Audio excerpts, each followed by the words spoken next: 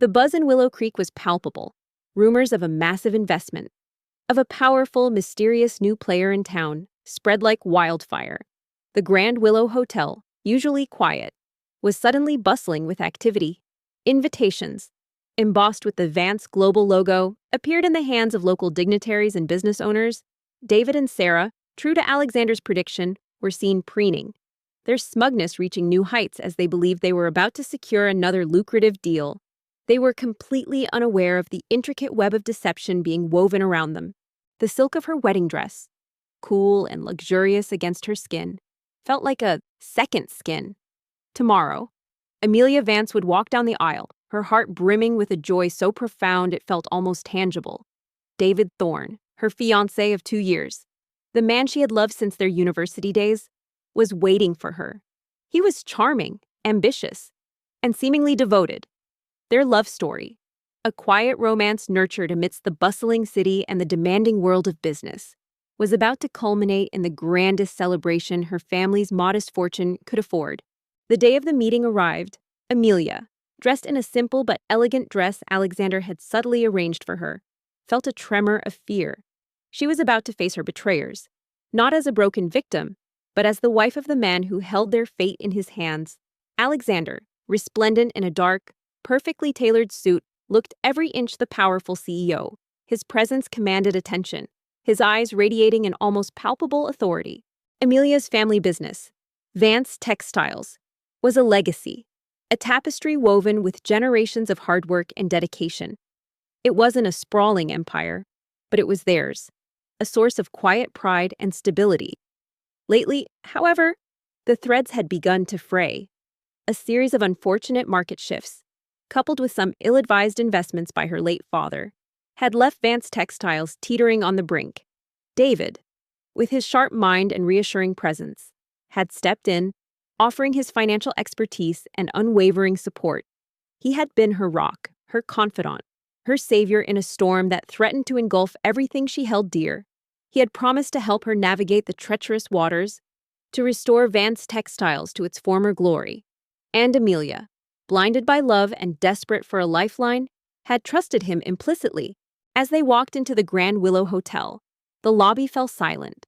Whispers erupted as people recognized Alexander Vance, the elusive billionaire, a man rarely seen in public.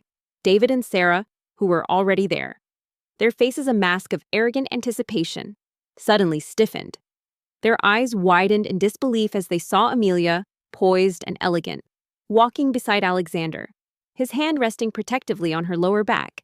Tonight, the eve of her wedding, was supposed to be a night of serene anticipation. Her bridesmaids, a gaggle of excited friends, had just left, leaving Amelia alone in the quiet elegance of her family home. The house felt warm, filled with the scent of lilies and the lingering echoes of laughter. She wandered to the large bay window overlooking the moonlit garden, a soft smile playing on her lips. Tomorrow, a new chapter would begin, a chapter of marriage, of partnership, of rebuilding. Sarah's perfectly made-up face paled, her jaw dropping. David's smug smile vanished, replaced by a look of utter horror. They exchanged a frantic glance, their minds clearly racing, trying to comprehend the impossible. The beggar was a billionaire, and he was with Amelia. The pieces of the puzzle, horrifyingly for them, were beginning to click into place. A soft murmur from the study downstairs, however, snagged her attention. It was David's voice, low and conspiratorial, followed by a lighter, equally hushed tone. Sarah, her best friend, Sarah Jenkins. Amelia frowned slightly. Sarah was supposed to be at the hotel, getting her beauty sleep for the big day. Why was she here, in the study, with David? At this late hour, a tiny prickle of unease, easily dismissed as pre-wedding jitters, stirred within her. She decided to go down, perhaps offer them some chamomile tea, and gently remind them of the early start tomorrow. The conference room was packed. Local business leaders, media representatives, and curious townspeople filled every seat. David and Sarah, their faces now a mixture of confusion and growing dread, took their seats, their eyes darting between Amelia and Alexander. As she descended the grand staircase, the voices grew clearer, sharper, no longer a gentle murmur, but an almost predatory purr. Amelia paused, her hand gripping the polished banister, Something in David's tone was off, a cold edge she had never heard before. And Sarah's laugh, usually so bright and genuine, now sounded brittle, almost mocking. Alexander took the stage, his presence commanding the room. He began by speaking of Willow Creek's potential, of his interest in sustainable development and community investment. His voice was calm, articulate, utterly captivating. Amelia watched him, a profound sense of awe washing over her. This was the man she had married, a man of incredible depth and power, who had chosen to walk among the forgotten. What? And then, Vance Textiles will be ours, David was saying, his voice laced with a triumph that sent a shiver down Amelia's spine. The old man left enough debts to make it look like a perfectly legitimate acquisition. No one will suspect a thing. Then, he paused. His gaze swept over the room, finally landing on David and Sarah, who were now visibly squirming in their seats. The air in the room thickened with anticipation. Amelia froze, her heart, a moment ago soaring with happiness, plummeted into a chasm of ice. Ours, acquisition. What were they talking about? However, Alexander's voice resonated through the room, losing its warmth and taking on a chilling edge. Before we discuss future investments, there's a matter of past injustices that needs to be addressed. Sarah giggled, a chilling, unfeeling sound. And Amelia, she's so naive. She actually believes you're doing this out of love. The poor little lamb, walking straight into the slaughterhouse. He gestured to Marcus, who stepped forward, carrying a projector and a stack of documents. The screen behind Alexander lit up, displaying complex financial charts and legal documents. A gasp caught in Amelia's throat, suffocating her. Her vision blurred, the elegant hallway swaying around her. She pressed herself against the wall, desperate to remain unseen, unheard. She had to hear more. She had to. Some of you may know David Thorne, CEO of Thorne Industries, and Sarah Jenkins, his associate. Alexander began, his voice devoid of emotion, who recently acquired Vance Textiles. He paused, letting the name hang in the air. What you may not know is the true nature of that acquisition. David's voice, now dripping with contempt, continued. She's a fool. All that talk about family legacy and honorable business, it's just a shell. Sarah, a shell we're about to crack open and take everything from her father's foolish investments. The loan she took out to keep it afloat, all of it plays right into our hands. Once we're married, I'll have access to everything. Then a few strategic bankruptcies, a clever restructuring, and poof, Vance Textiles is gone, absorbed into our new venture, and no one can trace it back to us. The room buzzed with murmurs. David and Sarah looked like deer caught in headlights, their faces ashen. Amelia's breath hitched. Her father, her beloved father, who had worked tirelessly, who had died with the weight of the business on his shoulders. David was desecrating his memory, twisting his struggles into a weapon against her.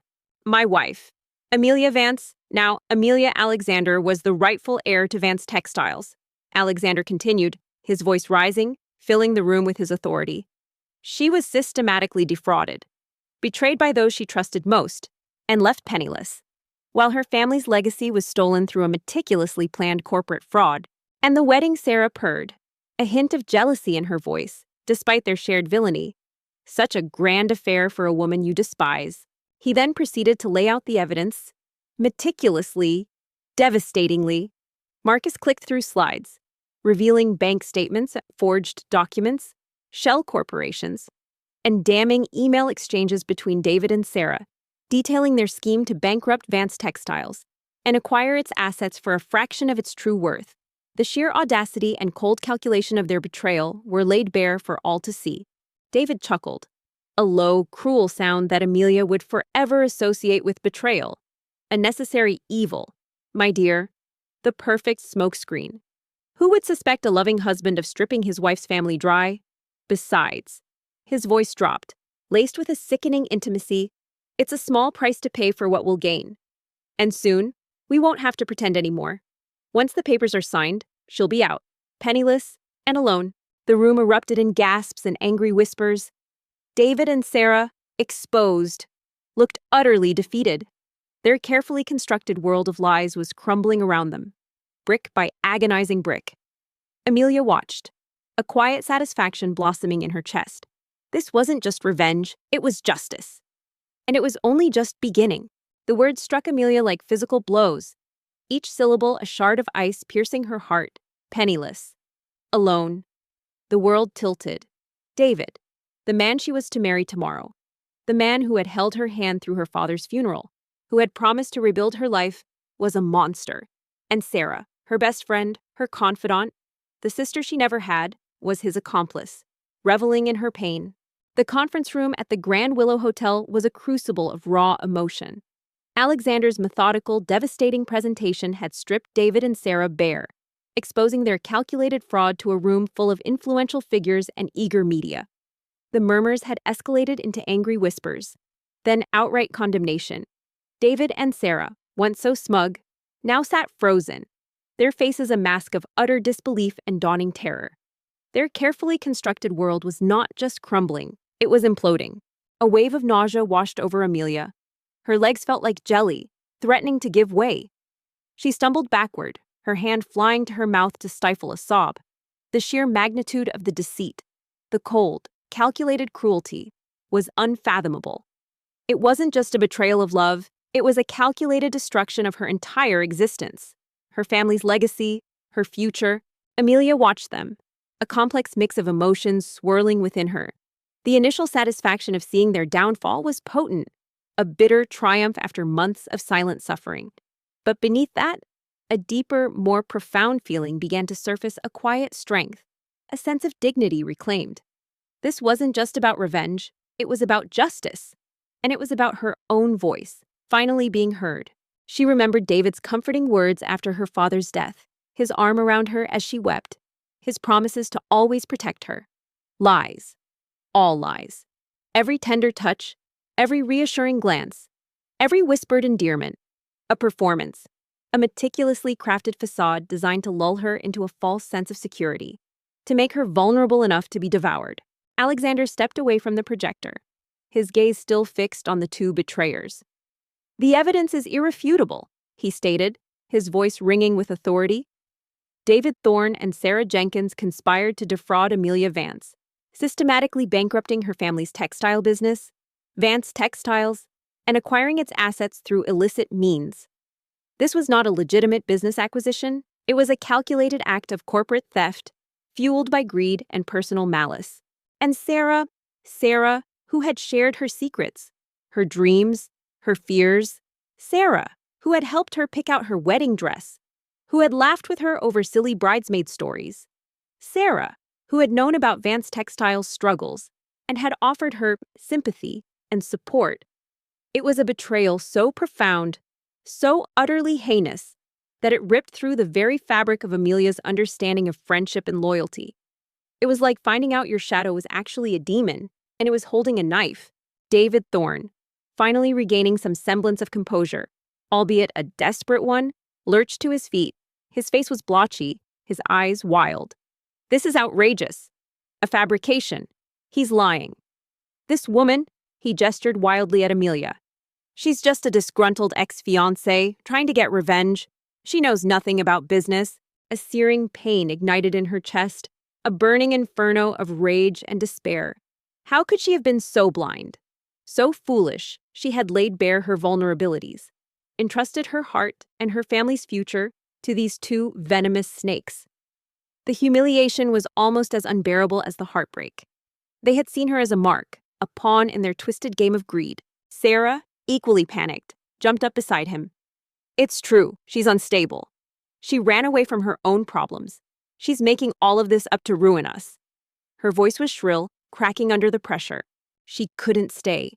Not another minute under the same roof as them. The thought of facing them, of enduring their smug, triumphant smiles tomorrow, was unbearable. The wedding, once a symbol of hope and new beginnings, now felt like a walk to the gallows. She would not be their victim. She would not let them win. Alexander merely raised an eyebrow, a chillingly calm response to their frantic denials. "Are you suggesting, Mr. Thorne, that the bank statements, the forged signatures, and these email exchanges detailing your entire scheme are also fabrications?" He gestured to the screen, where a particularly damning email from David to Sarah, outlining the final phase of their plan, was still displayed. "My forensic accountants are quite thorough.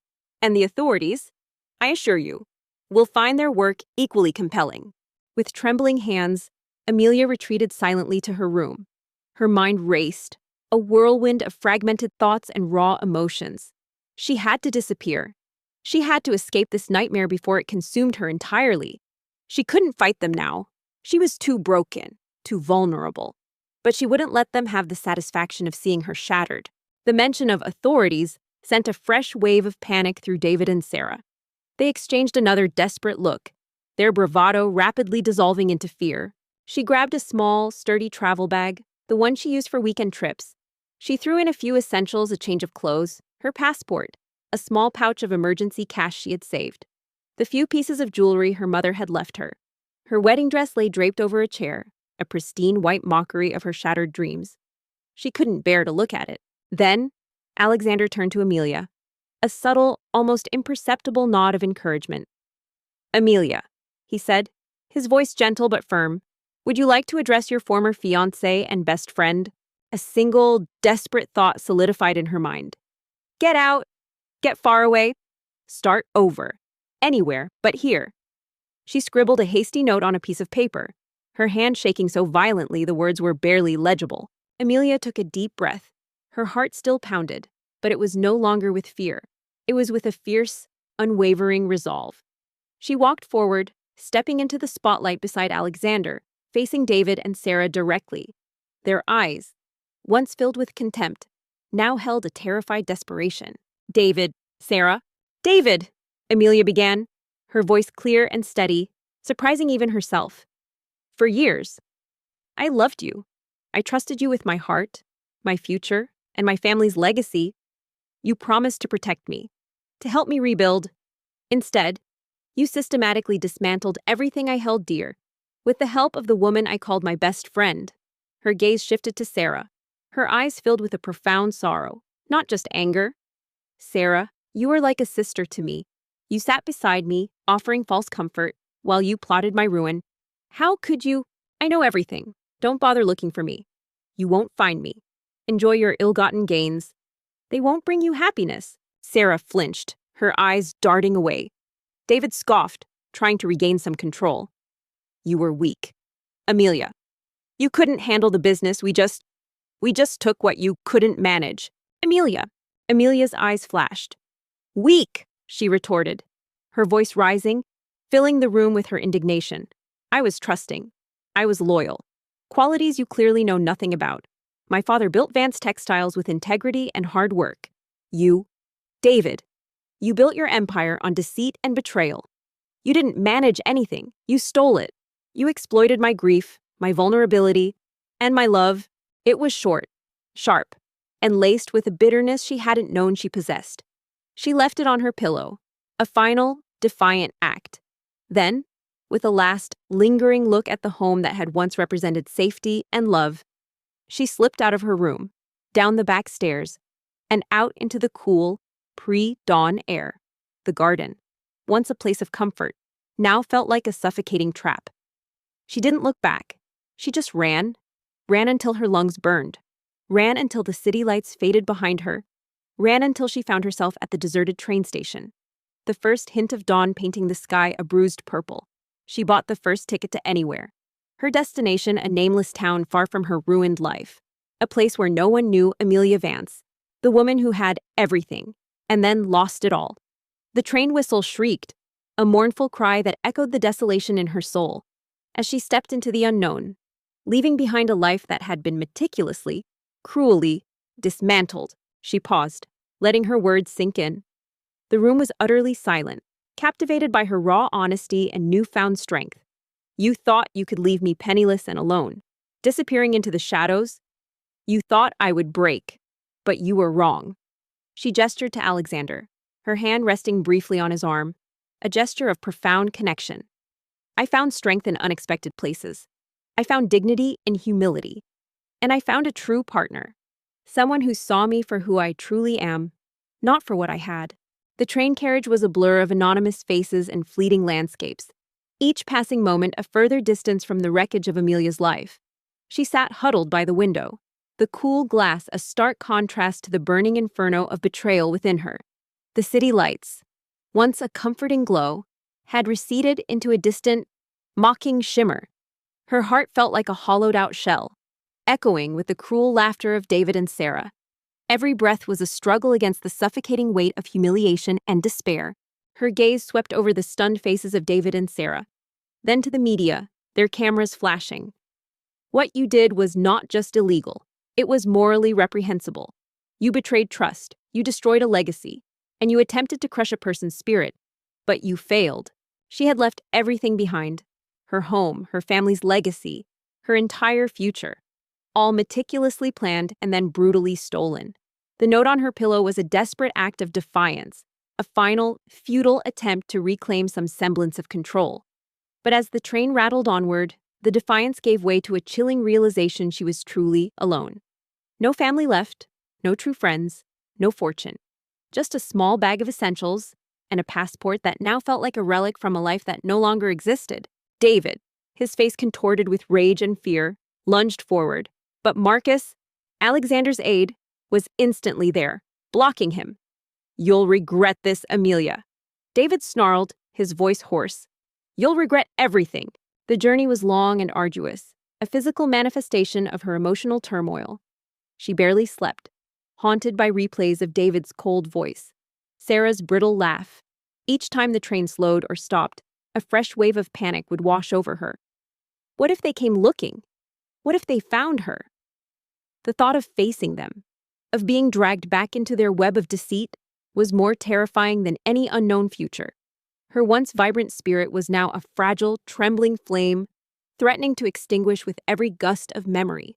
Amelia met his furious gaze, her own eyes unwavering. "I regret trusting you, David. That is my only regret." She ate sparingly, the food tasting like ash in her mouth. Sleep, when it finally came, was fitful. Plagued by nightmares of David and Sarah's triumphant faces, their hands reaching for her, pulling her down into a bottomless pit of ruin. She would wake with a gasp, drenched in a cold sweat, the phantom touch of betrayal still lingering on her skin. Alexander stepped forward, placing a reassuring hand on Amelia's back. His voice, when he spoke, was cold, cutting through the tension like a razor. "Mr. Thorne, Ms. Jenkins, the evidence presented here will be immediately handed over to the appropriate legal authorities. My legal team will ensure that you face the full consequences of your actions, including restitution for all damages incurred by Vance Textiles, and charges for corporate fraud and embezzlement. Your companies will be seized, your assets frozen. You will lose everything you so cruelly stole, and more." As the days blurred into a monotonous rhythm of movement and despair, Amelia started to observe her fellow passengers. Families laughing, couples sharing quiet moments, individuals lost in their own thoughts. Each one seemed to possess a purpose, a destination, a life that was still intact. She felt like an alien, a ghost among the living, her existence suddenly stripped bare of all meaning. Sarah let out a choked sob, collapsing back into her chair, her face buried in her hands. David stood there, trembling, his eyes wide with the dawning realization of his utter ruin. The proud, arrogant CEO was gone, replaced by a terrified, cornered man. But amidst the crushing weight of her grief, a tiny, stubborn spark began to flicker. It wasn't hope, not yet. It was something more primal, a fierce, desperate will to survive. She wouldn't let them win. She wouldn't let their cruelty define her. She had lost everything. Yes, but she still had herself. And perhaps that was enough to start over. The media erupted, a cacophony of questions and camera flashes. Local business leaders shook their heads in disgust, their faces reflecting a mixture of shock and outrage. The truth, ugly and undeniable, had been laid bare. The train finally pulled into a station, its brakes hissing, a jarring sound that jolted Amelia from her stupor. The voice over the intercom was muffled, announcing their arrival in a town she had never heard of, Willow Creek. It was a small, unassuming name, a place she had randomly picked on the map, drawn to its remoteness, its promise of anonymity. Amelia felt a profound sense of release. The heavy weight she had carried for months, the shame, the anger, the pain, it began to lift, replaced by a quiet, steady calm. She had faced her betrayers, not with vengeance, but with truth and dignity. She had stood tall, supported by the man who had seen her worth when she herself had forgotten it. Stepping off the train, the air hit her with a surprising chill. The sky was a bruised gray, heavy with impending rain. The station itself was small, dilapidated, a far cry from the bustling, grand terminals of the city. A few weary travelers hurried past, their faces obscured by umbrellas. Amelia stood on the platform, her small bag clutched in her hand, feeling utterly disoriented. The town seemed to stretch out before her, a collection of tired-looking buildings, their windows dark and unwelcoming. As Alexander guided her away from the chaos, out of the conference room and into a quieter corridor, Amelia glanced back. David and Sarah were surrounded by security, their desperate pleas and denials falling on deaf ears. Their reign of deceit was over. Justice, swift and absolute, was finally being served. The bitter taste of betrayal was finally being replaced by the sweet, clean taste of vindication. Just as she contemplated her next move, a sudden torrential downpour erupted, as if the heavens themselves were weeping for her. Within seconds, she was drenched, the cold rain plastering her hair to her face, soaking through her thin jacket. She shivered, not just from the cold, but from the raw vulnerability of her situation. She had nowhere to go, no one to turn to. The rain felt like a final, cruel joke. The chaotic aftermath of Alexander's revelation left David and Sarah reeling, their carefully constructed world of lies shattered. As security escorted them away, their desperate pleas and threats echoing in the now emptying conference room, Amelia felt a strange sense of calm settle over her. The initial surge of vindication was potent, a sweet, sharp taste of justice. But as the immediate adrenaline faded, a deeper, more profound emotion took root, a quiet strength, a dignity she hadn't realized she possessed until this very moment. Desperate for shelter, she spotted a narrow alleyway between two crumbling brick buildings. Huddled beneath a rickety awning, trying to escape the worst of the deluge, was a figure, a man. He was hunched over, his clothes ragged and stained, his hair long and unkempt, matted with rain. He looked like a beggar, utterly destitute, his face obscured by the shadows and the brim of a worn cap. Alexander, ever the protector, guided her away from the flashing cameras and the murmuring crowd, leading her into a quieter, secluded lounge within the hotel. He didn't speak, simply held her hand, his thumb gently stroking her knuckles, a silent anchor in the storm. He understood that this moment, though triumphant, was also deeply personal for her. Amelia hesitated. Her instinct screamed at her to keep her distance, to avoid any further trouble. But the rain was relentless, and the alley offered the only immediate respite. Besides, what more could she lose? She was already at rock bottom. Amelia sat on a plush velvet sofa, the luxurious fabric a stark contrast to the rough wooden bench of her cottage. She looked at her hands, still slightly trembling, then at Alexander, who sat opposite her, his gaze unwavering, full of quiet support. She cautiously moved closer, seeking the meager protection of the awning. The man didn't react, seemingly oblivious to her presence, his gaze fixed on the puddles forming at his feet.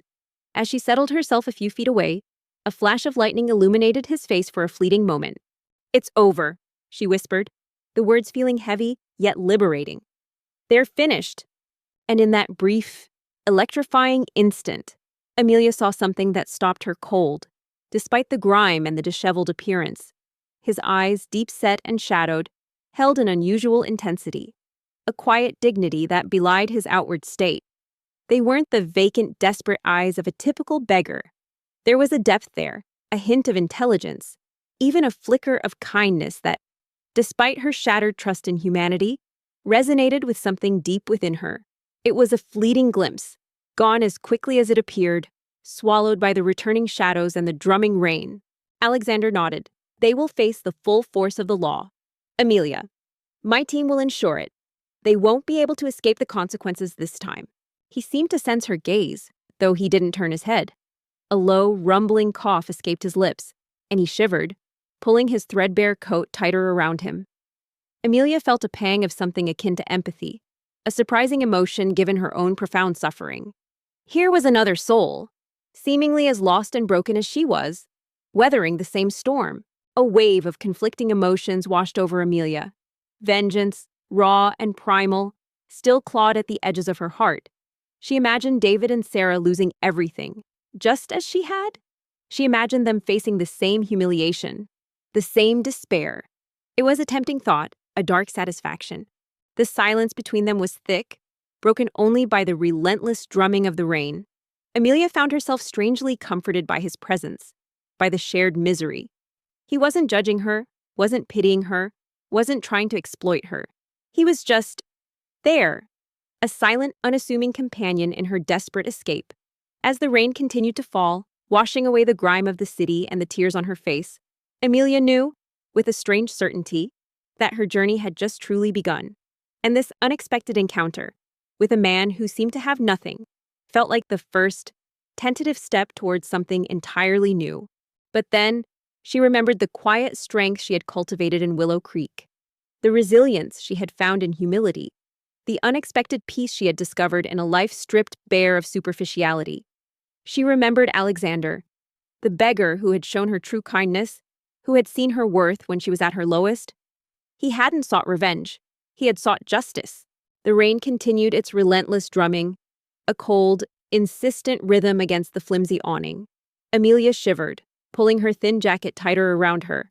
But the chill that truly permeated her bones was the lingering echo of betrayal. Not the damp air.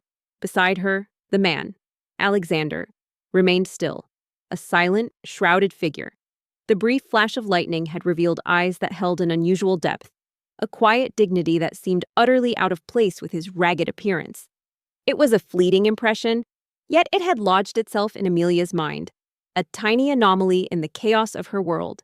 "I don't want to be like them," Amelia said suddenly, her voice low but firm. "I don't want to revel in their ruin. What they did was cruel, yes, but I won't let their actions corrupt me." Hours passed. The rain showed no signs of abating. The alleyway became a temporary sanctuary, a shared island of misery. Amelia, exhausted and emotionally drained, found herself drifting into a fitful sleep, her head resting against the cold brick wall. She woke with a start, the sudden silence of the rain jarring her. It had stopped. A faint watery light was beginning to filter through the clouds, painting the puddles with a soft, bruised glow. Alexander's eyes softened, a look of profound admiration entering their depths. "That is your true strength, Amelia," he murmured. "To rise above their malice, to choose dignity over vengeance." Alexander was still there, his posture unchanged. As Amelia stirred, he slowly lifted his head. His eyes, now visible in the dim light, met hers. They were a startling shade of hazel, intelligent and observant. Devoid of the usual vacant stare she might expect from someone in his condition, there was no pity, no judgment, just a quiet, almost assessing gaze. It was unsettling, yet strangely comforting. He reached across and took both her hands. "They tried to break you, to strip you of everything. But they failed. You rebuilt yourself, brick by painful brick, with nothing but your own spirit. That is a victory far greater than any financial restitution. Are you all right?" His voice was low, raspy, as if unused. But the words were clear, articulate, carrying a subtle resonance that hinted at something more than his current circumstances. Amelia looked into his eyes, and in that moment, she saw not just the powerful CEO, but the kind, observant man who had shared his stale bread with her in an alleyway. The man who had listened without judgment, who had seen her pain and offered silent companionship. The man who, despite his immense wealth, had chosen to live a life of humility, seeking something real. Amelia blinked. Surprised by the unexpected question, she hadn't realized he was even aware of her. I've been better," she admitted, a wry, bitter laugh escaping her lips. "Lost everything, ran away." She hadn't meant to reveal so much, but the raw honesty seemed to spill out, unbidden. "But what about Vance Textiles?" she asked, a practical concern cutting through the emotional haze. "My father's legacy, it's still in their hands, even if they're going to prison." He nodded slowly, his gaze unwavering. "Life has a way of doing that," he murmured, his voice laced with an understanding that surprised her. "Takes everything, then demands you rebuild." Alexander smiled, a genuine, reassuring smile that reached his eyes. "Not for long. My legal team has already initiated proceedings to reclaim Vance Textiles. Given the overwhelming evidence of fraud, The courts will undoubtedly order its return to its rightful owner. To you, Amelia. Amelia found herself studying him more closely. His hands, though grimy, were long and slender, not the calloused hands of a manual laborer. His movements, despite his hunched posture, held a certain grace.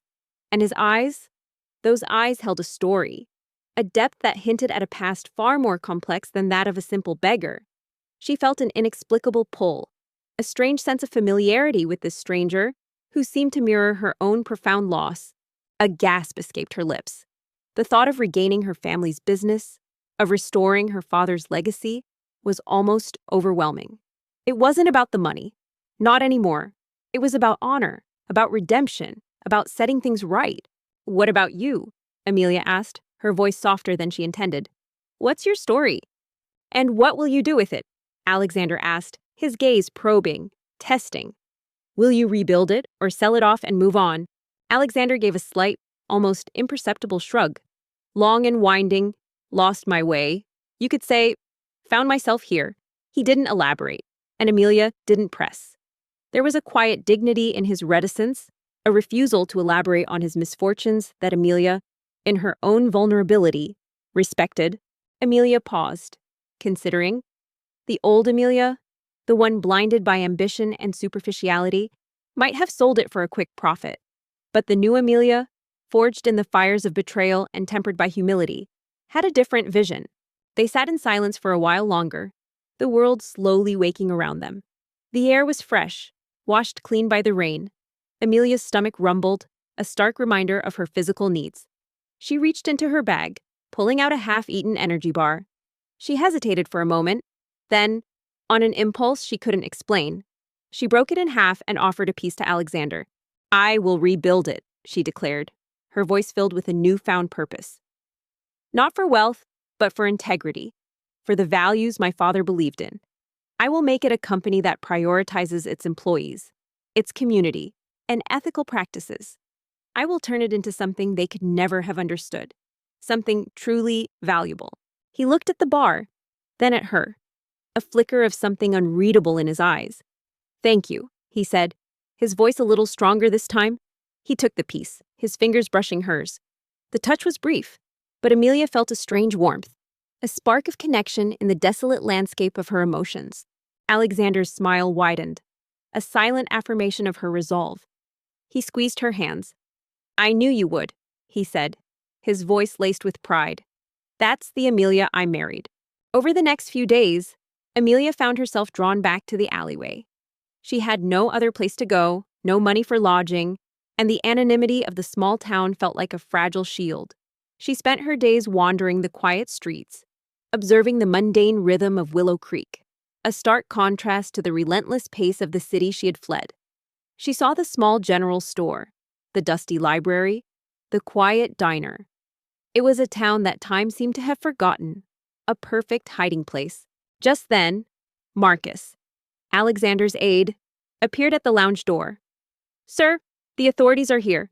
David Thorne and Sarah Jenkins are being taken into custody. The media is a frenzy." Each evening, she would return to the alley, and more often than not, Alexander would be there. They fell into a strange routine. Amelia would share whatever meager food she managed to acquire, and they would talk, not about their past in detail, but about the simple things: the weather, the quiet beauty of the surrounding hills, the fleeting moments of kindness they observed in the town. Alexander nodded. "Good. Ensure all necessary documentation is provided, and keep me updated on the legal proceedings." Amelia learned that Alexander was incredibly intelligent. He spoke with a vast vocabulary, referencing historical events and philosophical concepts that surprised her. He had a keen observational eye, often pointing out subtle details about the townspeople or their interactions that she had missed. He possessed a dry wit, and occasionally, a flicker of a genuine smile would grace his lips, transforming his gaunt face and revealing a hint of the handsome man he might once have been. He never asked for anything, never complained about his circumstances, and always listened with an unwavering, empathetic gaze. Marcus glanced at Amelia, a respectful admiration in his eyes. "Ms. Alexander, your statement was powerful. It truly resonated."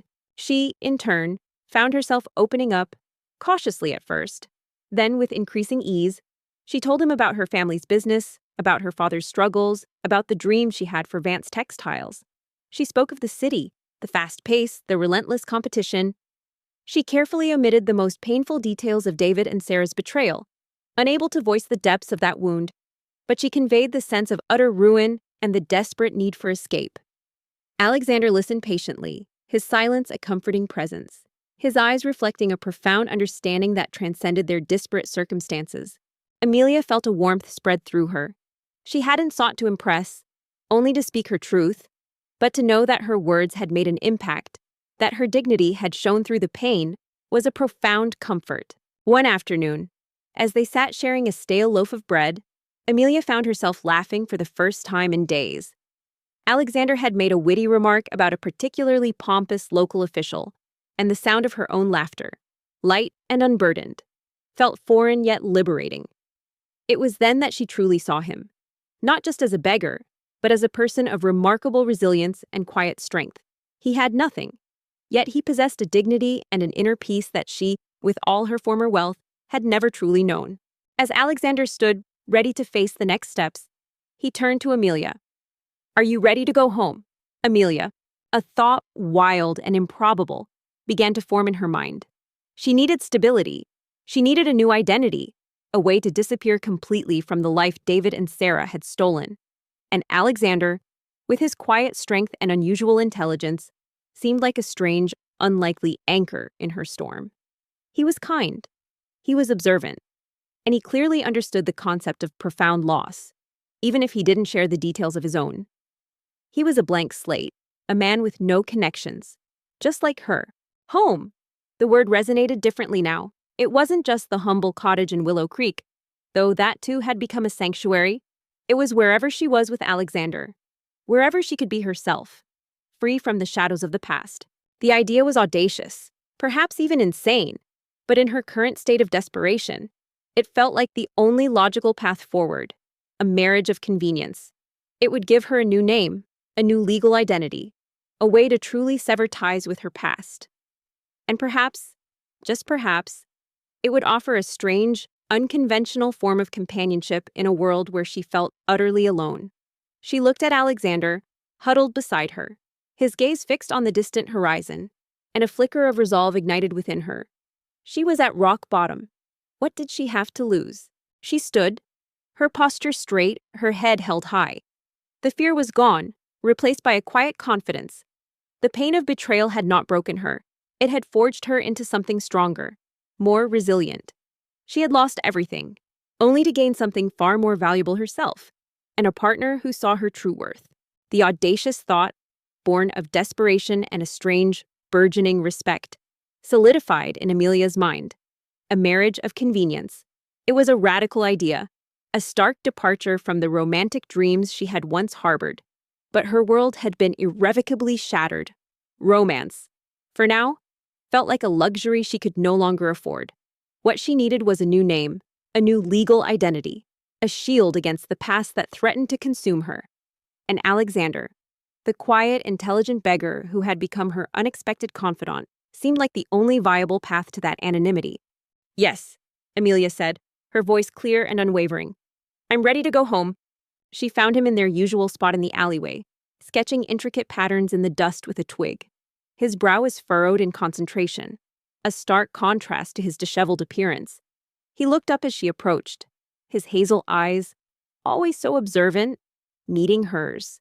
As they walked out of the hotel, leaving the chaos of justice served behind them, Amelia felt a lightness in her step she hadn't experienced in years.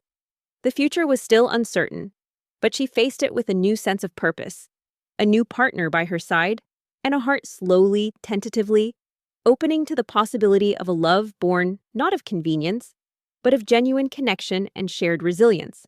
Amelia took a deep breath, her heart pounding a nervous rhythm against her ribs. This was it, the leap into the truly unknown. "Alexander," she began, her voice a little shaky, "I have a proposition for you." The journey back to the humble cottage in Willow Creek was a quiet one, filled with a new kind of silence. The triumphant chaos of the hotel, the stunned faces of David and Sarah, the flashing cameras, all receded into a surreal memory. Now, it was just Amelia and Alexander, enclosed in the luxurious sedan, the world outside a blur. Amelia still held his hand, her fingers tracing the lines of his palm, a silent acknowledgement of the incredible revelation that had just unfolded. He simply raised an eyebrow, a silent invitation to continue. There was no surprise, no judgment, just that quiet, assessing gaze that always made her feel both vulnerable and strangely seen. She looked at him, truly looked at him, for the first time without the veil of his disguise. His profile, sharp and aristocratic, was illuminated by the passing streetlights. The subtle scent of his expensive cologne, a world away from the faint smell of damp earth and wood smoke she had grown accustomed to, filled the car. He was undeniably handsome, powerful, and utterly beyond anything she had ever imagined. "I need to disappear," she stated, her voice gaining strength as she spoke. "Completely. My old life, my old name, they're tainted, destroyed. I need a new identity, a fresh start, somewhere no one can find me." She paused, then looked him directly in the eye. "And I think you might be able to help me with that." "Alexander," she began, her voice soft, almost hesitant. "Why?" Alexander leaned back against the wall, his posture still relaxed, but a subtle tension in his jaw suggested he was listening intently. "And how, exactly, do you propose a man with nothing, can help you? A woman who has lost everything?" His tone was neutral, devoid of sarcasm, merely curious.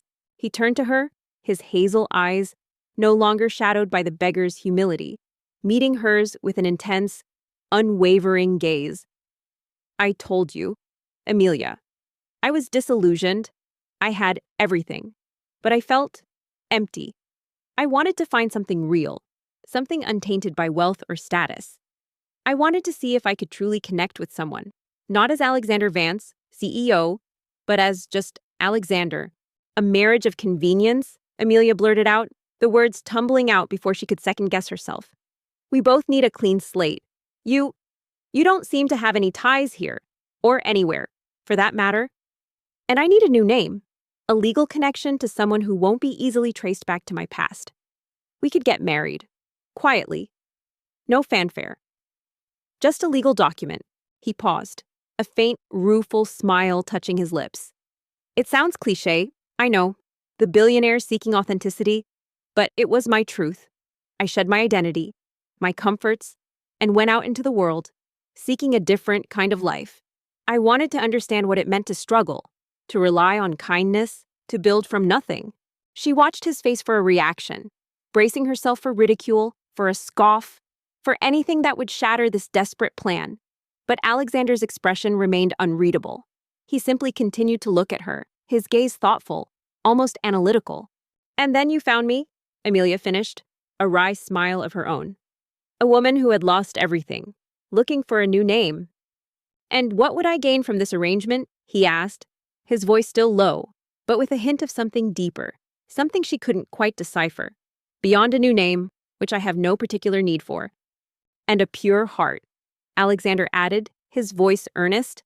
"I saw you in that alleyway, drenched and broken, but there was a fire in your eyes, a resilience. You didn't beg. You simply endured. And when you offered me half of your meager food, when you treated me with respect despite my appearance, I was captivated. I'd never encountered such genuine kindness, such unwavering spirit, in all my life." Amelia hesitated. This was the tricky part. She couldn't offer him wealth, not anymore. She had nothing. But she could offer him something else, something she genuinely believed she possessed despite her current state. "Stability," she said, meeting his gaze with newfound resolve. "Companionship. If you wish. I'm not asking for a romantic partnership, Alexander.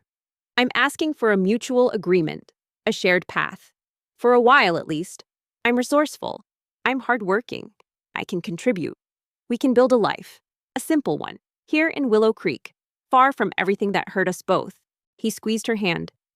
"I fell for you instantly, Amelia, not for your past, which I knew nothing of, but for who you were in that moment, a woman of incredible strength and compassion.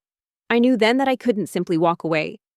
I wanted to protect you, to help you, but I also wanted to see if the connection we were forming was real, untainted by my true identity." She continued, her voice gaining a quiet earnestness. "I've seen your strength, Alexander, your resilience. You have a dignity about you that belies your circumstances. And you've been kind to me, in a way no one else has since everything fell apart. I trust you, in a way I never thought I could trust anyone again." The admission hung in the air, raw and vulnerable. Amelia's mind raced, processing his words, revisiting every interaction, every shared meal, every quiet moment in the cottage. He had been so convincing, so utterly committed to his disguise. The thought of his deception, however well-intentioned, brought a flicker of unease. Alexander remained silent for a long moment, his eyes scanning her face, as if searching for something. Amelia held her breath, every muscle in her body tensed. This was it, her last hope for a clean break. "You deceived me," she said, her voice tinged with a complex mix of emotions. "You let me believe you were someone else. Someone less." Finally, a slow, almost imperceptible smile touched his lips. A fleeting glimpse of warmth that transformed his gaunt features. It wasn't a smile of amusement, but one of quiet understanding, even a touch of admiration. "A marriage of convenience?" he repeated, the words rolling off his tongue with a hint of an accent she hadn't noticed before. A subtle refinement. "An interesting proposal. Amelia Vance." Alexander's gaze remained steady, accepting her accusation. "I did. And for that, I apologize. It was never my intention to cause you pain or to mock your situation. My disguise was for my own journey, initially, but when I met you, it became a test. A test of whether a genuine connection could truly exist between us. Free from the influence of wealth and power, I needed to know if you would see me. Alexander. Not Alexander Vance. CEO. He paused, then pushed himself up, his movements fluid despite his apparent weakness. He walked a few steps away, then turned back to face her, his hands tucked into his pockets. "You are not like the others," he stated, his voice now clearer, stronger, devoid of the rasp she had grown accustomed to. "You have lost much, but you have not lost your spirit. Your eyes still hold a light." Even amidst the despair, he leaned closer, his voice dropping to a low, intimate tone. "And you did, Amelia. You saw me. You chose to marry me, a man you believed had nothing, out of a desperate need for a new life. Yes, but also out of a quiet trust. That meant everything to me." Amelia felt a blush creep up her neck. His words, simple yet profound, resonated deeply within her. It had been so long since anyone had seen beyond her pain, beyond her ruined circumstances. Amelia looked away, her thoughts swirling. It was a lot to take in. The man she had married, the quiet companion who had shared her humble life, was a titan of industry. The irony was staggering. Yet, beneath the shock, a warmth began to spread through her chest. He had seen her, the real her, stripped of her own former status and wealth. He had chosen her, the broken woman in the alley, not the heiress of Vance Textiles. "I have my own reasons for being discreet," Alexander continued, his gaze distant for a moment, as if recalling something far away. "And a new identity, a quiet life, could indeed be beneficial." He looked back at her, his eyes twinkling with a hint of something she couldn't quite place: amusement, intrigue. "You offer stability, companionship, and a promise of contribution. A fair exchange. Perhaps. So, all those times you just happened to have enough money for food, or when you fixed the faucet with such ease," she murmured, a faint smile touching her lips. "You weren't just a resourceful beggar, were you?" He took a step closer, his presence suddenly more imposing, despite his ragged clothes. "Amelia," he said, his voice dropping to a low, serious tone. "If we do this, there will be no turning back. It must be a complete break from your past. And you must understand, my own past is complicated. I may not always be what I seem." Alexander chuckled, a rich, genuine sound that sent a shiver of pleasure through her. "No, I wasn't. My odd jobs were often discreet meetings with my contacts, ensuring I kept a pulse on the world I'd temporarily left behind. And my time in the library, I was keeping up with market trends, legal precedents, and yes, even the movements of Thorn Industries. Just in case." Amelia met his gaze, her own resolve hardening. She had already lost everything. What more complications could there be? "I understand," she said, her voice firm. "I'm not looking for a fairy tale, Alexander, just a fresh start. And I promise you, I will be a loyal partner in this arrangement. I won't ask questions you don't want to answer, and I won't betray your trust." He looked at her, his expression serious once more. "I never intended for you to suffer, Amelia. When I realized the extent of David and Sarah's betrayal, and that they were actively pursuing you, my priority shifted. My disguise became a tool to protect you, to gather information, and to prepare for this moment. I needed to know the full scope of their treachery before I could act decisively." A flicker of something unreadable crossed Alexander's face, a momentary shadow that quickly vanished. Then he extended a hand towards her, his palm calloused, but his fingers long and surprisingly clean beneath the grime. "Then it is agreed," he said, his voice firm, sealing their unconventional pact. "We shall be married." Amelia nodded slowly. It made sense. A terrifying, overwhelming sense, but sense nonetheless. He hadn't just been a passive observer, he had been a silent guardian, orchestrating their downfall from the shadows, all while living a life of profound humility. Amelia stared at his outstretched hand, then slowly, tentatively, placed her own within it. His grip was surprisingly strong, warm, and reassuring. In that moment, standing in a damp alleyway in a forgotten town, a woman who had lost everything made a pact with a man who seemed to have nothing, forging an unlikely alliance that would forever alter the course of both their lives. The future was still uncertain, shrouded in the mists of Willow Creek, but for the first time in days, Amelia felt a fragile spark of hope, a tiny flicker in the vast darkness of her despair. "It's a lot to process," Amelia admitted, leaning her head against the cool leather of the seat. "My entire life has been turned upside down, twice. Once by betrayal, and now by this." She gestured vaguely at the luxurious interior of the car, at the world Alexander truly inhabited. The agreement hung in the air, a silent, unconventional pact forged in the damp alleyway of Willow Creek.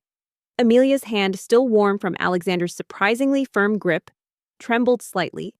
This wasn't the wedding she had dreamed of, adorned in silk and lace, surrounded by loved ones. But then, the dream had shattered, and the loved ones had proven to be wolves in sheep's clothing. This was a new beginning, stark and unadorned, yet filled with a fragile, desperate hope. "I know," Alexander said, his voice gentle, "and I will give you all the time you need. But know this, Amelia, my feelings for you are real. They grew in the most unlikely of circumstances, untainted by anything superficial. I truly fell for you, the woman who offered kindness to a stranger, who faced ruin with dignity, and who chose justice over vengeance." The next few days were a blur of practicalities. They found a small, unassuming justice of the peace on the outskirts of town, a kindly old woman with spectacles perched on her nose who seemed to have seen it all. There were no guests, no flowers, no music. Amelia wore the simplest dress she had brought, a plain cotton frock that felt miles away from the elaborate gown waiting in her abandoned city home. Alexander, still in his worn clothes, had at least managed to clean himself up slightly, his hair combed back, revealing more of his intelligent, striking features. Even so, he still looked like a man who had fallen on hard times, a stark contrast to the woman beside him, whose quiet elegance, even in distress, was undeniable. He reached out, his fingers gently tracing the curve of her jaw. His touch sent a spark through her, a warmth that had nothing to do with shock or fear, but everything to do with a burgeoning, undeniable attraction. She looked into his eyes and saw not just intelligence and power, but a deep, genuine affection. As the justice of the peace read the vows, Amelia's voice was barely a whisper. She repeated the words, "I do," not with the joyous certainty she had once anticipated, but with a quiet resolve. Alexander's voice, when he spoke his vows, was low and clear, surprisingly resonant. His gaze met hers, and in his hazel eyes, she saw not just the shared understanding of their unusual arrangement, but something else, a flicker of genuine respect, perhaps even a nascent curiosity that mirrored her own. The paper was signed, the ink a stark declaration of their new, unconventional union. Amelia Vance was no more. She was now Amelia Alexander. The name felt foreign on her tongue, a symbol of her complete break from the past. The silence that followed was different from their previous silences. It was no longer the comfortable quiet of two strangers sharing a desperate pact. It was the charged silence of two people on the precipice of something profound, something real. The seeds of love, planted in the barren soil of betrayal and watered by shared humility, were finally beginning to sprout, fragile yet resilient, in the heart of Willow Creek. Their honeymoon was a walk through the quiet, unassuming streets of Willow Creek. They found a small, dilapidated cottage for rent on the edge of town, its paint peeling, its garden overgrown. It was cheap, isolated, and offered the anonymity Amelia craved. It was a far cry from the sprawling family home she had left behind, or the luxurious apartment David had promised her. Yet, as she stepped over the threshold, a strange sense of peace settled over her. This was hers. This was theirs. A fresh start, however humble. The days that followed the dramatic revelation at the Grand Willow Hotel were a whirlwind of legal proceedings and strategic planning. David Thorne and Sarah Jenkins, stripped of their power and influence, faced a barrage of charges. Alexander's legal team, a formidable force, worked with ruthless efficiency, presenting irrefutable evidence of fraud, embezzlement, and corporate malfeasance. The media, once captivated by the scandal, now reported on their swift and undeniable downfall. Their empire, built on deceit, crumbled with astonishing speed. Life in Willow Creek was a stark contrast to the bustling city. The days moved slowly, dictated by the rhythms of the sun and the quiet hum of small-town life. Amelia, resourceful and determined, immediately set about finding work. She took on odd jobs cleaning houses, helping out at the local diner, mending clothes for the townspeople. Her hands, once accustomed to the soft touch of expensive fabrics and the smooth surface of a desk, quickly grew calloused and strong. She learned to haggle for groceries, to mend leaky roofs, to make a little go a long way. The physical labor, the simple, tangible tasks, provided a much-needed distraction from the emotional wounds that still ached beneath the surface. For Amelia, the immediate aftermath was a blur of meetings, documents, and the slow, satisfying realization that justice was truly being served. Alexander was a constant presence, his support unwavering. He didn't just provide legal and financial resources, he provided a steady hand, a calm voice, and an intuitive understanding of her emotional needs. He shielded her from the media frenzy, allowing her to process the seismic shifts in her life in relative peace. Alexander, meanwhile, maintained his beggar facade. He would often disappear during the day, returning in the evenings with a few coins he claimed to have earned from odd jobs or from the kindness of strangers. Amelia never pressed him for details, respecting the unspoken boundaries of their arrangement. She noticed, however, that he was rarely truly idle. He would spend hours observing the town, sitting quietly on a bench in the park or lingering near the general store, his eyes taking everything in. He seemed to be studying the people, the dynamics of the community, with a meticulous attention to detail that she found both intriguing and slightly mysterious. The first major victory came swiftly, a court order freezing all of David and Sarah's assets and, crucially, mandating the immediate return of Vance Textiles to Amelia. The news, when it arrived, brought tears to Amelia's eyes. Tears not of sadness, but of profound relief and vindication. Her father's legacy, the company he had poured his life into, was coming home. He also spent a surprising amount of time in the small, dusty library, poring over old books and newspapers. He never brought any books home, always returning them before she could ask. Amelia found this peculiar, but again, she respected his privacy. She also noticed that he always seemed to have just enough money for their modest needs, even when her own earnings were scarce. He never seemed to struggle, despite his appearance, and she quietly wondered if he had some hidden source of income, perhaps from a distant, forgotten past.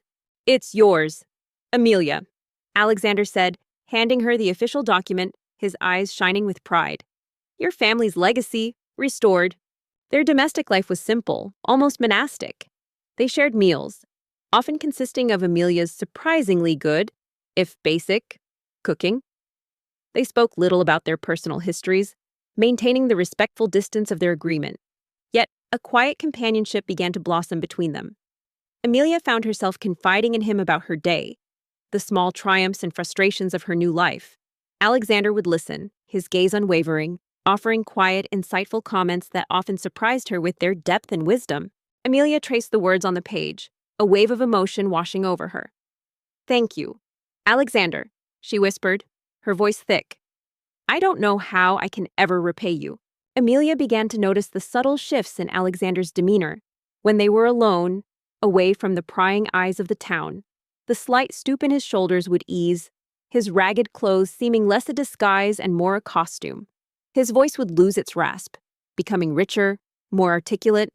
He would sometimes offer her advice on her odd jobs, his suggestions surprisingly astute and practical.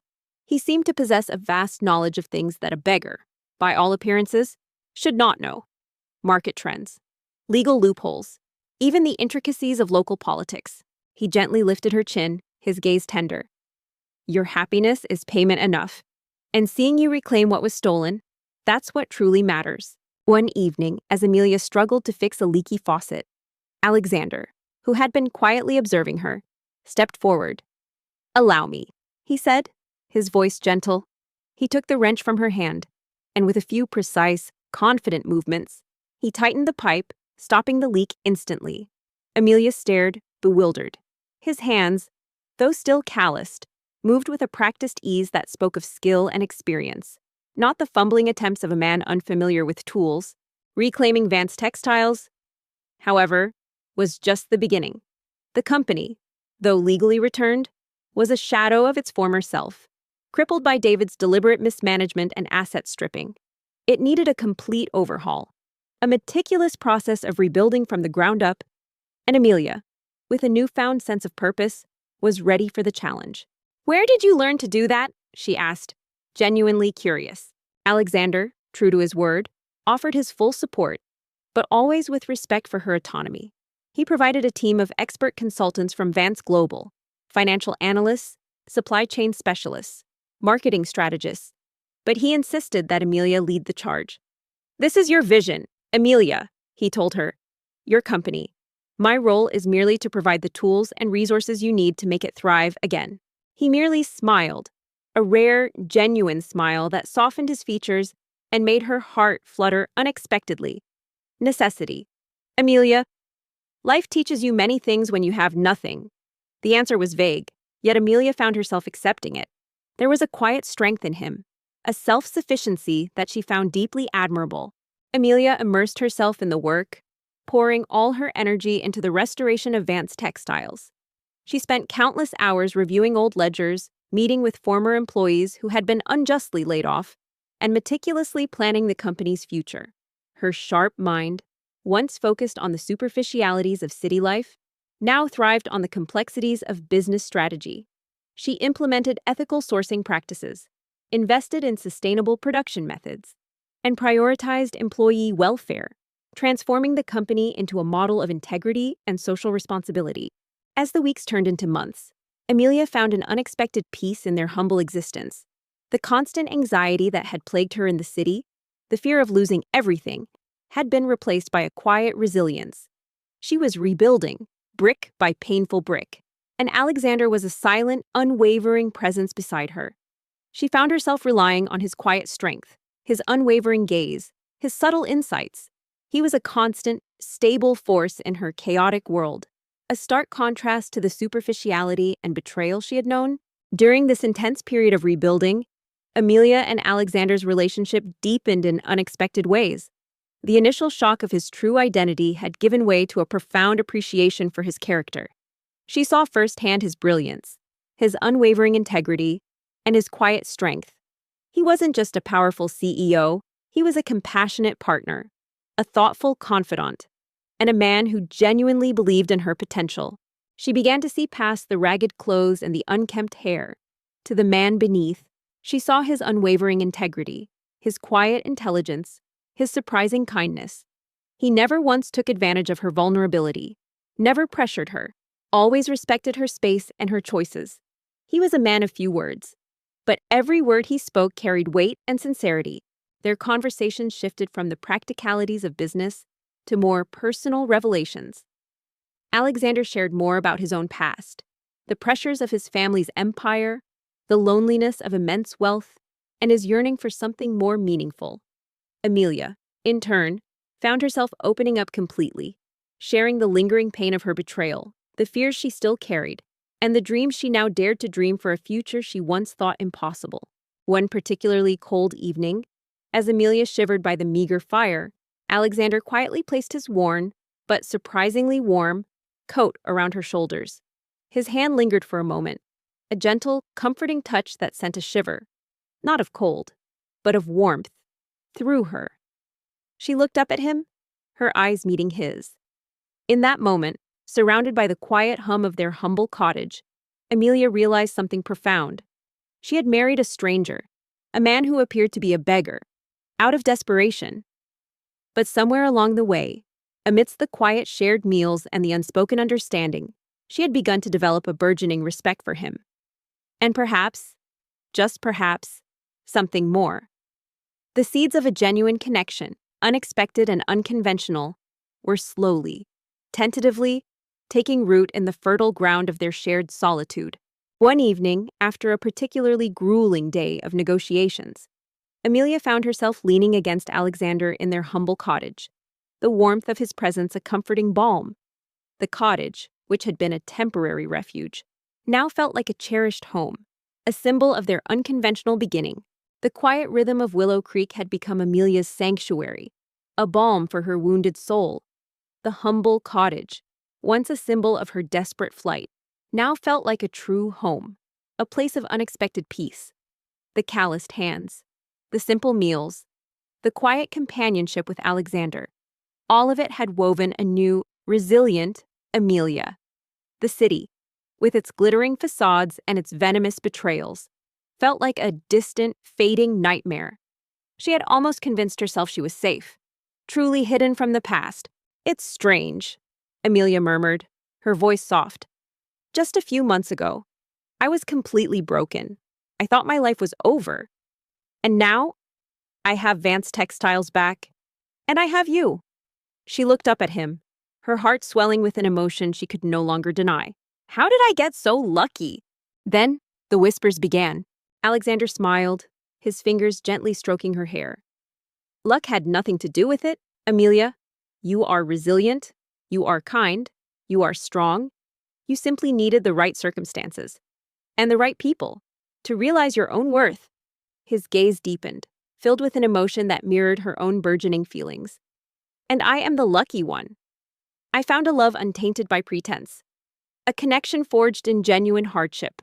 It started subtly, a fragment of conversation overheard at the general store while Amelia was buying flour. Two women, their voices low, gossiping about a massive corporate scandal in the city, a once-respected textile company that had suddenly collapsed, its assets acquired by a ruthless, ambitious young CEO. Amelia's blood ran cold. She pretended to be engrossed in examining a bolt of fabric, her ears straining. He leaned down, his lips brushing hers in a tender, hesitant kiss. It was a kiss that spoke of quiet understanding, of shared struggles, and of a love that had blossomed in the most unexpected of places. Amelia responded instinctively, her heart soaring. This wasn't a marriage of convenience anymore, it was real. It was profound. Vance Textiles. Wasn't it? One woman murmured, shaking her head. "Such a shame. Old Mr. Vance worked so hard. And his daughter, Amelia. She just disappeared. Poor thing. Probably couldn't handle the ruin." As Vance Textiles slowly but surely began to recover, its reputation for quality and ethical practices growing, Amelia found a deep sense of fulfillment. She wasn't just rebuilding a business, she was rebuilding herself, stronger and more purposeful than ever before. And by her side, Alexander, the billionaire CEO who had once been a beggar, was not just her husband, but her true partner, her confidant. And the man who had shown her that true worth and genuine love were found not in grand facades, but in the quiet strength of the human spirit. Their journey had been tumultuous, but it had led them to a happiness neither of them could have ever predicted. "And that David Thorne, her fiancé," the other woman chimed in, a note of admiration in her voice. "He swooped in, took over everything. They say he's a genius, and he's with that Sarah Jenkins now, Amelia's best friend. Imagine that. Talk about a power couple." The quiet contentment Amelia found in rebuilding Vance Textiles, coupled with the blossoming love with Alexander, felt almost too perfect. Justice had been served, her legacy was being restored, and her heart, once shattered, was now brimming with a profound happiness. David and Sarah were facing the full weight of the law, their names synonymous with corporate malfeasance and betrayal. It seemed as though the storm had finally passed, leaving behind a clear, serene sky. But as Amelia was about to learn, true villains rarely accept defeat gracefully.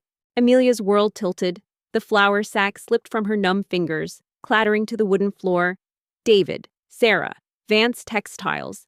The names, once symbols of her love and legacy, now felt like a physical blow. The nightmare wasn't fading, it was reaching out, its tendrils snaking into her quiet refuge.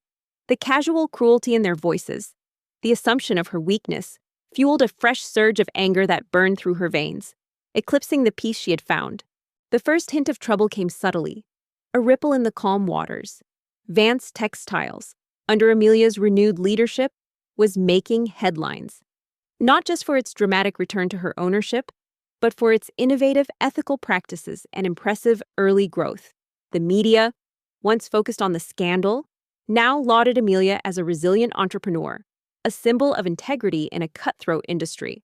This newfound positive attention, however, was a double-edged sword. She fled the store, leaving the scattered flour behind, her heart hammering against her ribs. She walked aimlessly, the familiar streets of Willow Creek suddenly feeling alien, threatening. The anonymity she had so desperately sought felt like a fragile illusion, about to shatter. They knew, or at least, people knew of her. And if the news had reached this remote town, how long before they did? One afternoon, Amelia received an anonymous email. It was short, cryptic, and chilling. They haven't forgotten. And they're not done. She dismissed it as a random troll, a bitter remnant of the old scandal. But a seed of unease was planted. That evening, Alexander found her huddled on the porch of their cottage, staring blankly at the overgrown garden. Her face was pale, her eyes wide with a fear he hadn't seen since her arrival. Then came the online smear campaign. Suddenly, articles and social media posts began to surface, subtly questioning Amelia's business acumen, implying that Vance Textiles' recovery was solely due to Alexander's immense wealth, and even resurrecting old, distorted rumors about her father's financial struggles. The attacks were insidious, designed to undermine her credibility and tarnish her newfound reputation. "Amelia," he asked, his voice soft, concerned. He knelt beside her, his gaze searching. "What's wrong?" Amelia, initially, tried to ignore it. "It's just noise," she told Alexander, though her jaw was tight. "They're desperate." She looked at him, her lips trembling. "They know," she whispered, the words barely audible. "The city. My past. It's here. David and Sarah. They took everything. And now everyone knows." She recounted the conversation she'd overheard, her voice cracking with renewed pain and humiliation. Alexander, however, was not so dismissive. His eyes, sharp and analytical, scanned the online articles. "This isn't random, Amelia. This is coordinated. They're trying to discredit you, to make the public doubt your ability to lead Vance Textiles. It's a classic tactic when you can't win legally." Alexander listened, his expression unreadable, but a subtle tightening of his jaw, a hardening in his hazel eyes, betrayed a simmering anger. He placed a comforting hand on her arm, his touch firm and steady. "They won't find you here, Amelia," he said, his voice low and reassuring. "You are safe." He was right. The attacks escalated. False rumors about Vance Textiles' new ethical sourcing partners began to circulate, implying shady dealings. Fabric samples were mysteriously misplaced before crucial client meetings. Small but significant acts of sabotage began to occur, designed to disrupt their operations and sow discord among employees. But even as he spoke the words, a new, more unsettling development unfolded in Willow Creek. The next morning, a sleek, black luxury car, utterly out of place in the dusty town, was parked conspicuously outside the town's only decent inn. Amelia saw it first, her breath catching in her throat, and then she saw them. One particularly unsettling incident occurred when a key shipment of raw materials, vital for a large order, was rerouted to a wrong address, causing a significant delay and nearly costing Vance Textiles a major contract. Amelia knew, instinctively, that this was no accident. David Thorne, looking impeccably tailored, his usual smug smile plastered on his face, stepped out of the car. Beside him, Sarah Jenkins, draped in designer clothes, her hair perfectly coiffed, her eyes scanning the street with an almost predatory air. They looked like creatures from another world, their polished elegance a stark contrast to the rustic simplicity of Willow Creek. "This is David and Sarah," Amelia stated, her voice cold with realization. "They're still trying to hurt us. They're trying to destroy Vance Textiles from the outside." Amelia ducked behind a stack of crates outside the general store, her heart pounding a frantic rhythm. What were they doing here? It couldn't be a coincidence. They were looking for her. She knew it. The fear was visceral, cold, and sharp, twisting in her gut. Alexander nodded, his expression grim. They're desperate. Their appeals are being denied. Their assets are being liquidated. They have nothing left but their malice. She watched, hidden, as David and Sarah entered the inn. Later that day, she saw them again, strolling through the town square, their presence a jarring intrusion. They made a show of chatting with a few locals, asking casual questions about the town, its businesses, its new residents. Amelia knew, with a chilling certainty, that they were subtly, meticulously, trying to gather information, trying to pick up her trail. The danger, however, was not just professional. It became personal. Amelia started receiving anonymous phone calls at odd hours, the lines silent or filled with heavy breathing. Strange cars were seen lingering near their cottage in Willow Creek. The quiet sanctuary they had built now felt vulnerable, exposed. "They're here for a business venture," Amelia told Alexander that evening, her voice tight with suppressed panic. "That's what they told the innkeeper. But I know them. They're looking for me. They're afraid I'll expose them." One evening, as Amelia was leaving the Vance Textiles factory late, she noticed a figure lurking in the shadows across the street. A fleeting glimpse, but enough to send a shiver down her spine. It was a woman, her face partially obscured, but Amelia felt a chilling certainty. Sarah, her former best friend, now a phantom of malice, still haunting her steps. Alexander listened, his face thoughtful. "Perhaps," he murmured, his gaze distant. "Or perhaps they are here for a genuine venture. This town, though small, has untapped potential." His words were calm, logical, but Amelia saw the subtle shift in his posture, the way his eyes seemed to sharpen, taking in every detail of her distress. When she told Alexander, his jaw tightened. "Marcus!" he commanded over the phone, his voice sharp. "I want round-the-clock security for Amelia. Discreet, but absolute. And I want every lead on David Thorne and Sarah Jenkins. Their movements, their contacts, every single detail." Over the next few days, David and Sarah's presence became a constant, unnerving shadow. They frequented the diner where Amelia occasionally worked, though she always managed to avoid serving them directly. They walked past their cottage, seemingly by chance, their eyes sweeping over the humble dwelling. Amelia felt like a hunted animal, her carefully constructed peace crumbling around her. She found herself flinching at every unfamiliar sound, every unexpected knock at the door. The fear was back, raw and relentless. The threat was palpable, a dark cloud hanging over their newfound happiness. Amelia found herself looking over her shoulder, her guard constantly up. The peace she had so carefully cultivated was once again under siege. One afternoon, Amelia was tending to the small vegetable patch behind their cottage when she heard voices from the lane. David and Sarah. They were walking slowly, their conversation drifting towards her. The true test of their bond came when a particularly vicious article was published online, not only attacking Vance Textiles, but also making thinly veiled accusations about Amelia's personal life, suggesting she had manipulated Alexander for his wealth. It was a direct, cruel blow, designed to hit her where she was most vulnerable. "Are you sure she came this way, David?" Sarah's voice was a high-pitched whine. "This town is a dump. Why would she hide here?" Amelia read the article, her hands trembling with rage and hurt. "How could they?" she whispered, tears welling in her eyes. "After everything, they're still trying to paint me as the villain. She's desperate, Sarah, and she's naive. She probably thought a place like this would be beneath our notice. David replied, his voice laced with his usual arrogance. But I have my sources. She bought a train ticket to this region. And my contacts say there's a new, unknown woman living quietly here. It has to be her. She knows too much. We can't have her resurfacing, especially not now that the acquisition is almost complete. Alexander found her, curled on the sofa, the tablet clutched in her hand. He sat beside her, gently taking the device and setting it aside. He pulled her into his arms, holding her close, letting her tears fall against his shirt. He chuckled, a sound that made Amelia's stomach churn. Besides, if she's here, she's probably living like a pauper. It'll be amusing to see her face when she realizes we found her. We'll offer her a pittance to sign a non-disclosure. Make her disappear for good. It's not true. Amelia, he murmured, his voice a soothing balm. No one who truly knows you, no one who has seen your resilience, your kindness, would believe such slander. This is their last, pathetic attempt to lash out. They're trying to provoke a reaction, to drag you down to their level. Amelia pressed herself deeper into the bushes, her hands clenching into fists, dirt digging into her palms. The sheer audacity, the cold-blooded calculation of their plan was sickening. They weren't just here to find her, they were here to silence her, to bury her completely.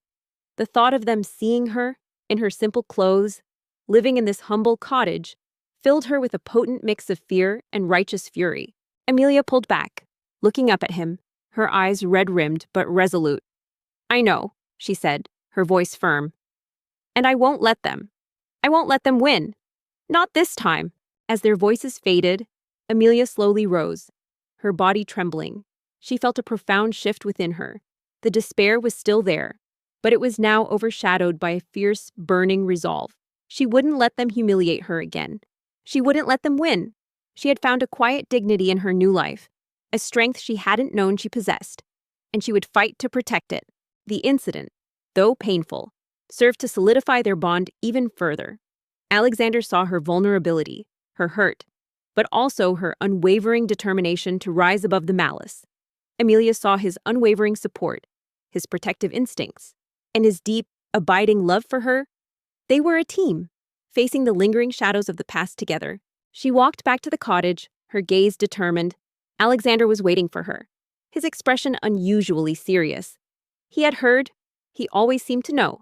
Alexander, now fully aware of the extent of David and Sarah's desperation, decided it was time for a final, decisive move.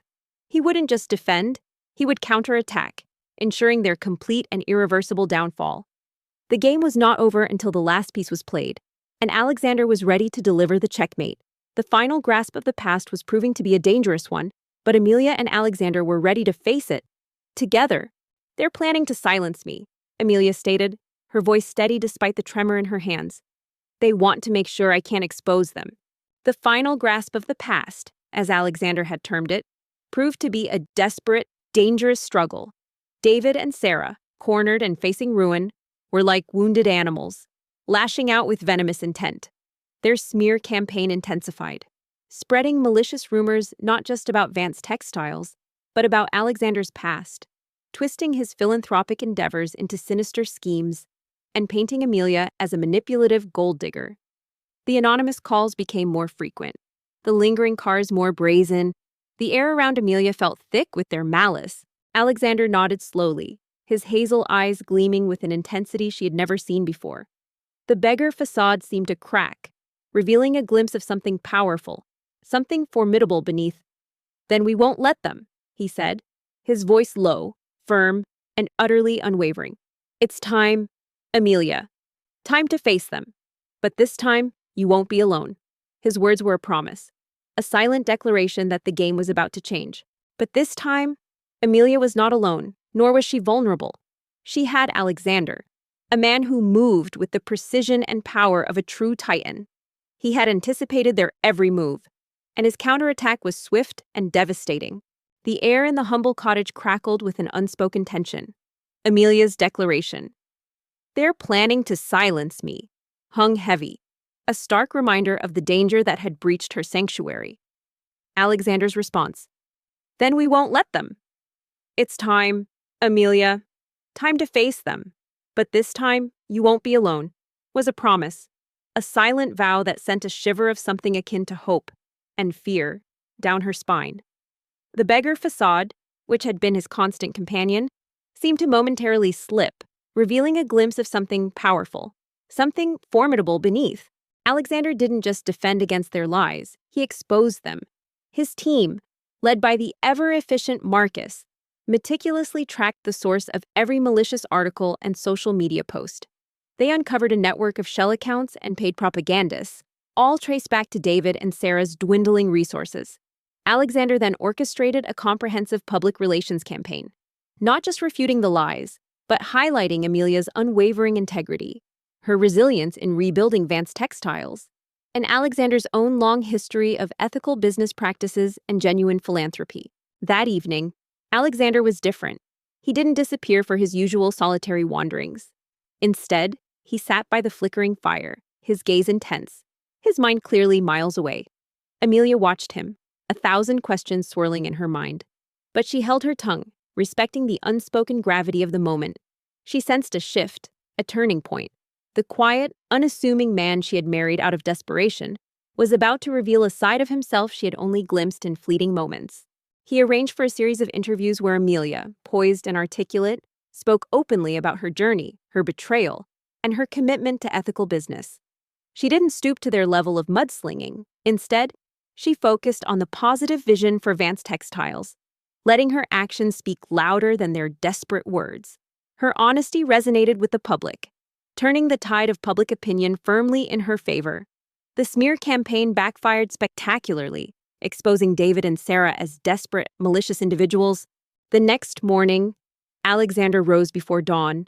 He moved with a quiet urgency, a precision that Amelia had never witnessed. He didn't put on his usual ragged coat.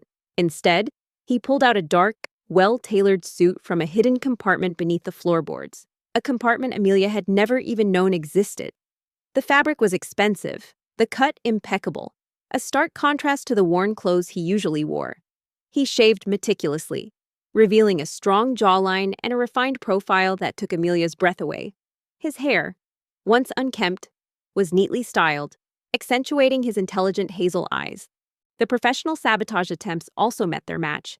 When the raw materials for a crucial order were rerouted, Alexander's logistics team, already on high alert, swiftly intervened, locating the shipment and ensuring its timely delivery.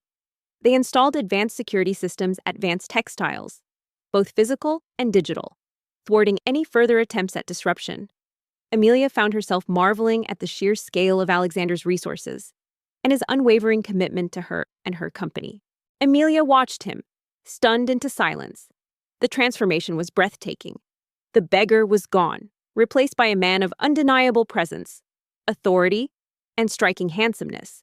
He looked like he belonged on the cover of a business magazine, not in a dusty alleyway. The personal threats, however, were more unsettling. One evening, as Amelia was leaving the factory, a car swerved dangerously close to her, forcing her to jump back onto the pavement. The driver sped off, but Amelia caught a glimpse of a familiar, sneering face in the passenger seat, David. It was a clear, terrifying message. He turned to her, a faint, almost apologetic smile touching his lips. "Amelia," he said, his voice no longer raspy, but deep, resonant, and commanding. "I owe you an explanation. A full one." When she told Alexander, his jaw tightened, his eyes flashing with a cold fury she rarely saw.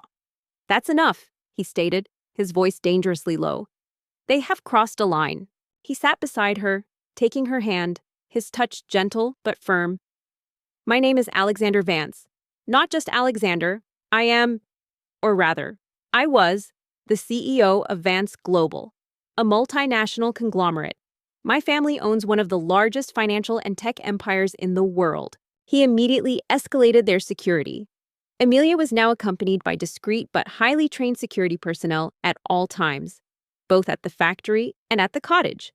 The quiet life in Willow Creek was temporarily disrupted by the constant, reassuring presence of Alexander's protective detail.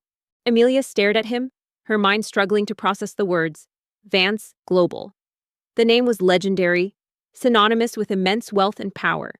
She felt a dizzying mix of shock, disbelief, and a strange sense of unreality. But the beggar. The alleyway, why? Alexander then made his final, decisive move.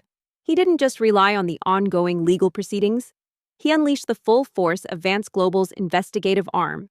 Marcus and his team uncovered irrefutable evidence that David and Sarah, in a desperate attempt to salvage their finances, had engaged in a series of highly illegal international money laundering schemes using shell companies and offshore accounts. This was far more severe than corporate fraud. It was a federal offense with severe penalties. Alexander sighed, a shadow crossing his face. A long story, Amelia, a necessary one. I was disillusioned with the corporate world, with the superficiality, the endless pursuit of power. I needed to escape, to find something real, to see the world through different eyes. I wanted to understand what it meant to truly have nothing, to build from scratch, to find genuine connection without the filter of wealth or status. Armed with this damning evidence, Alexander didn't just hand it over to the local authorities. He presented it directly to federal prosecutors, ensuring that David and Sarah would face charges that went far beyond their initial corporate crimes. He made it clear that Vance Global would spare no expense in ensuring justice was served. He looked at her, his gaze unwavering. And then I found you. Broken, betrayed, but with a spirit that refused to die. You didn't see a beggar. You saw a person. You offered me kindness, shared your last bite of food, trusted me with your vulnerability. You offered me a marriage of convenience, not knowing you were speaking to a man who could buy this entire town, and then some. The news broke like a thunderclap. David Thorne and Sarah Jenkins, already disgraced, were now facing a mountain of new, far more serious charges. Their last desperate appeals were denied, their remaining hidden assets frozen. The finality of their downfall was absolute. They were not just facing prison time for corporate fraud, they were facing decades for international money laundering. Their world, once built on stolen dreams, had collapsed entirely. Amelia felt a blush creep up her neck, a wave of embarrassment washing over her. She had married a billionaire CEO, thinking he was a penniless vagabond. The irony was almost comical, if it weren't so utterly surreal. In the midst of this final, overwhelming triumph, Amelia found herself in a quiet moment with Alexander. They were back in their cottage, the simple, familiar surroundings a comforting contrast to the dramatic events unfolding outside. The security detail was discreetly positioned around the property, a silent testament to Alexander's unwavering protection. I fell for you instantly, Amelia, Alexander continued, his voice soft, earnest. Not for your former wealth, which I knew nothing of then, but for your resilience, your integrity, your pure heart. I saw a woman who had been wronged, but who still chose kindness. I wanted to protect you, to help you, but I needed to do it on my terms. Without the baggage of my identity, I wanted to see if you could truly thrive, unburdened by external circumstances. It's truly over, Amelia said, leaning her head against his shoulder. The weight of years of betrayal, of fear, of uncertainty, finally lifted. They can't hurt us anymore. He paused. Then his expression hardened. And when I saw David Thorne and Sarah Jenkins arrive, when I heard their cruel words, I knew my time in disguise was over. They are a threat to your peace, to your future, and I will not allow it. Alexander wrapped his arms around her, holding her close. No, they can't, he murmured, his voice filled with a profound tenderness. You faced them, Amelia. You stood strong, and you won. He stood up, his posture now radiating an undeniable authority. He pulled out a sleek, modern smartphone from an inner pocket of his suit, another jarring anomaly. He made a quick call, speaking in a low, rapid-fire stream of commands, his voice crisp and decisive. Amelia could only catch fragments. Prepare the jet. Secure the data. Contact legal team. Immediate action. Vance Textiles, under Amelia's leadership, didn't just recover, it soared. Her ethical practices, combined with Alexander's strategic guidance and resources, transformed it into a leading force in sustainable textiles, a beacon of integrity in the industry. Amelia, no longer defined by her past, became a respected figure in her own right, her story an inspiration of resilience and redemption. Within minutes, a discreet black sedan, far more luxurious than David and Sarah's, pulled up to their humble cottage. A man in a sharp suit, his face unreadable, stepped out. He was Alexander's trusted aide, a man named Marcus, who looked at Alexander with quiet reverence and at Amelia with a flicker of polite curiosity. Their love, forged in the crucible of adversity and deception, deepened into an unbreakable bond. Amelia had learned that true worth wasn't in wealth or status, but in character, integrity, and kindness. Alexander had found the authenticity and genuine connection he had yearned for, a love that saw beyond his empire to the man beneath. Marcus, Alexander said, his voice calm. This is Amelia, my wife. We have a situation. David Thorne and Sarah Jenkins are in Willow Creek. They are attempting to silence Amelia and consolidate their fraudulent acquisition of Vance Textiles. Their life together was a beautiful blend of their two worlds. They maintained their quiet sanctuary in Willow Creek, a place where they could retreat from the demands of the corporate world and simply be themselves. But they also embraced Alexander's world, traveling, meeting influential figures, and using their combined resources to champion causes they believed in, particularly those focused on ethical business practices and supporting vulnerable communities. Marcus's eyes widened almost imperceptibly as he registered the name Amelia and the implications. He gave a curt nod. Understood. Sir, all resources are at your disposal. One crisp autumn morning, as they walked hand in hand through the vibrant, thriving Vance Textiles factory, Amelia looked at Alexander, her heart overflowing. You know, she said, a soft smile on her lips, I married a beggar. Alexander turned back to Amelia, his gaze firm. It's time. Amelia, time to reclaim what's yours and expose them for who they truly are. He offered her his hand.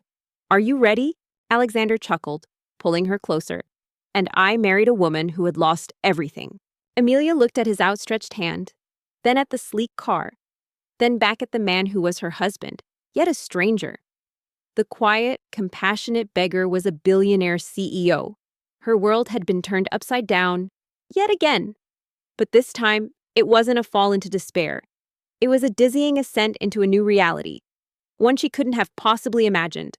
A fierce surge of adrenaline coursed through her veins. Fear was still there, but it was now mingled with a powerful sense of justice, a burning desire to see her betrayers face the consequences of their actions. And look at us now, Amelia said, her gaze sweeping over the bustling factory, then back to his loving eyes. We found everything. She took his hand, her grip firm. I'm ready, she said, her voice clear and strong. Let's go. Their journey, born of betrayal and desperation, had led them to a love more profound and a happiness more genuine than either could have ever imagined. It was a testament to resilience, to the power of true character, and to the extraordinary truth that sometimes the greatest treasures are found where you least expect them, hidden beneath the most unassuming of disguises. As they stepped out of the humble cottage and into the waiting car, Amelia glanced back at the small, overgrown garden. The quiet peace of Willow Creek was about to be shattered, not by the whispers of gossip, but by the thunderous roar of a billionaire CEO unleashing his full power. The game had indeed changed. And this time, Amelia was on the winning side. Life, for Amelia and Alexander, settled into a harmonious, purposeful rhythm. The quiet sanctuary of their cottage in Willow Creek remained their cherished retreat, a grounding reminder of their unconventional beginnings. It was there, amidst the simple comforts and the familiar sounds of the small town, that they truly found solace and strength, away from the relentless demands of the corporate world. But their lives were no longer confined to the peaceful solitude of Willow Creek. The sleek black sedan, a silent predator on the dusty roads of Willow Creek, glided away from the humble cottage, carrying Amelia and Alexander towards a confrontation that had been years in the making. Amelia sat beside him, still reeling from the revelation of his true identity. The quiet, compassionate beggar she had married was Alexander Vance, a name synonymous with unimaginable wealth and power. Her world, once defined by betrayal and ruin, was now spinning on an axis of shock and burgeoning hope. Amelia, at the helm of a revitalized Vance Textiles, blossomed into a visionary leader.